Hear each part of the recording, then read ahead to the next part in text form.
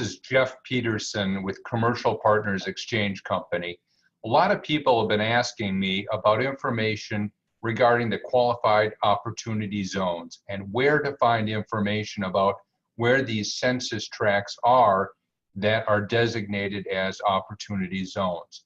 And so we're going to put a link in the content of this vlog to give you that information, at least for the state of Minnesota. And we're going to provide some information that is helpful to determine whether or not a qualified opportunity zone is a better option for you than doing the traditional 1031 exchange. Most people like 1031 exchanges because the tax deferral is indefinite and maybe even perpetual, because you can defer your gains and there's really no expiration date.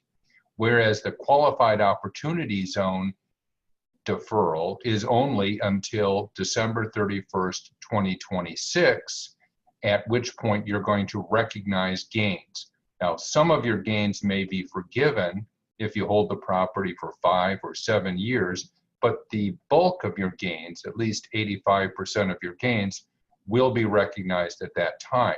So it is a perishable tax deferral, whereas under 1031, it's indefinite and perhaps longer.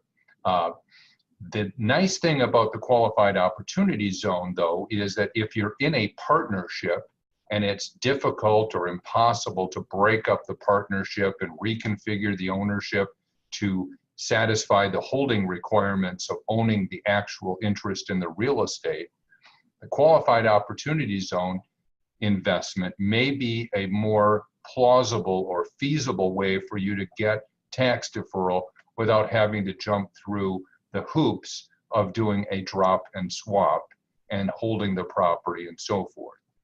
An area where you do perhaps want to do the 1031 exchange and avoid the opportunity zone investment is a situation where you've got MOB, mortgage over basis. Because in a qualified opportunity zone investment, you actually have to invest cash equal to the amount of your gains or profit into the opportunity zone fund.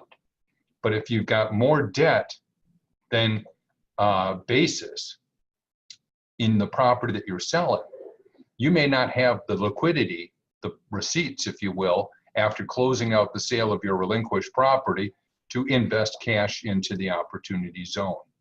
Now, there's no tracing of funds, so if you have extra cash laying around, you could make up the difference out of your own pocket, but who wants to add cash if they don't have to? So the 1031 may be a better play because you don't actually have to reinvest the profit, you just have to reinvest the proceeds in the context of the 1031 exchange.